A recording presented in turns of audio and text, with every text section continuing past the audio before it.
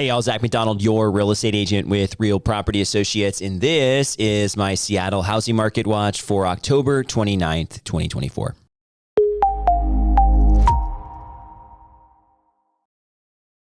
Well, the big news in the real estate industry right now is that mortgage rates, continue to climb. And the big question is, why are mortgage rates climbing right now? Some people are talking about the election. I think it has less to do with the election right now than a few things. And the first one being that the job reports have been positive. The last couple job reports are indicating that we are adding the amount of jobs that we need to. Now, if we look back a few months ago, there was a revision to some job reports that showed a massive overreporting of jobs. And that did actually have a negative effect on rates, or in a buyer's opinion, a positive effect on rates. It brought them down. We're seeing rates climbing as the more recent job reports are positive.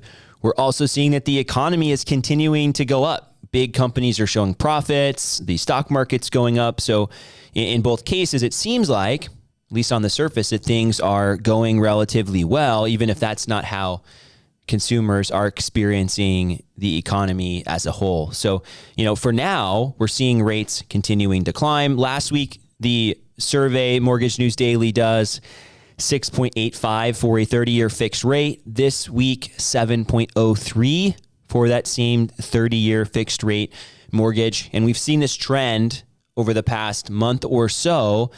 Rates have been climbing, 0.25% or so a week.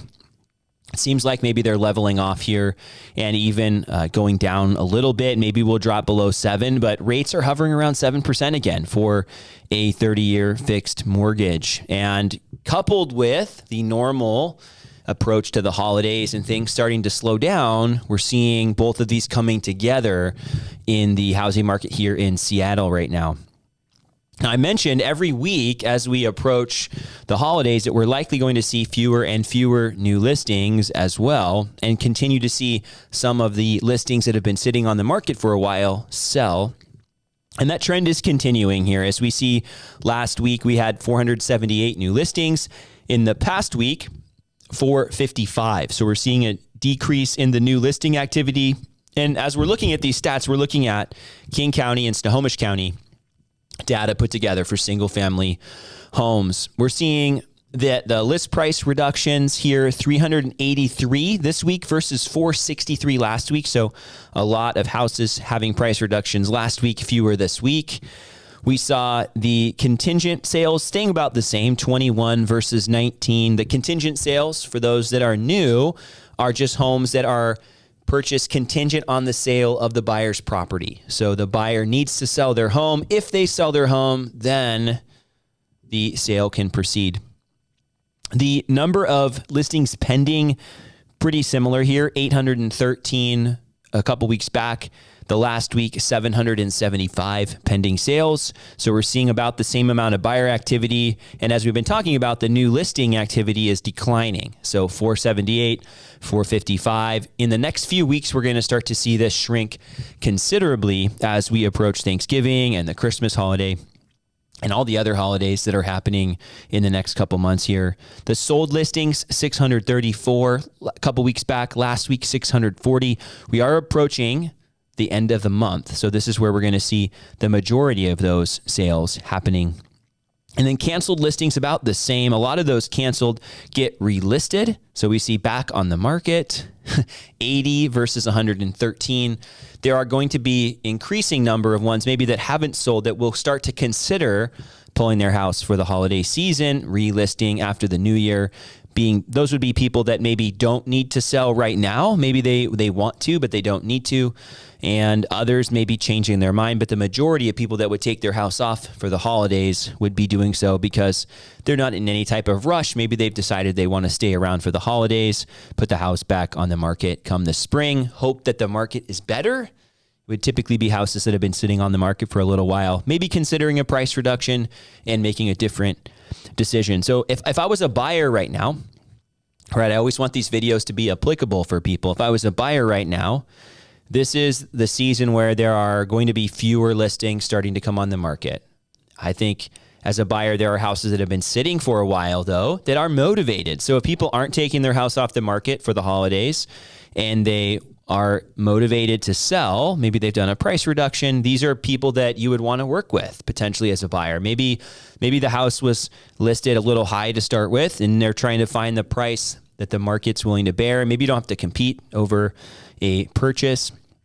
So I think for buyers, there's a lot of benefits to searching right now and buying a house right now. For sellers, I think it depends on the situation. I had a client that listed this week in Everett, kind of Mill Creek-ish Everett, and we got a great offer within a week and it's sold. So we can contrast that with a listing of mine in Edmonds, in my old neighborhood, a great rambler with some updates. So if you're looking for something in the Edmonds kind of north shoreline area, this house is great, but it is a little bit smaller and it has taken us a few months on the market to sell. And so you have the one that really quickly sold, you have one that's taking a little more time. Some of that is location and some of that is the house, some of that is maybe the market, right?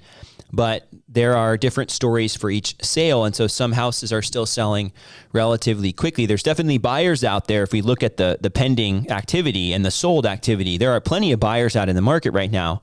And as the amount of new listings shrink, it will bring the buyers back to those houses that are taking a little bit more time as their options dwindle. And so for the people that list during the holidays, the one benefit, I think the biggest benefit, is that you are listing at a time where there aren't as many options. So if you have buyers that are needing to buy a place or they've been looking for a while and your house is one of the few options, that's going to bring buyers to your house versus all the options that are available in the summer and early fall. And that's typically when there's more of a backlog of options. And so those options are starting to go away, meaning there are going to be fewer options, especially fewer newer options for buyers to consider. And they will need to consider those options that are available if they need to make a purchase right now. So for buyers, more options, right? For sellers, you're going to have increasingly motivated buyers and fewer houses that you're competing with for a sale during the holidays. And as we've talked about as well, some people will choose to wait until after the holidays to list, but it's not necessarily needed in all cases. It would be maybe some of those houses that have been taking a little bit more time to sell and they want to wait versus a need to wait. So those are my thoughts here today. If you have questions about your situation, buying or selling here in the Seattle area, of course, I'd love to be a resource for you. You can feel free just to reach out if you have questions about the market too here in the greater Seattle area. And of course, if you know somebody who could benefit from this content, please consider sharing it with them.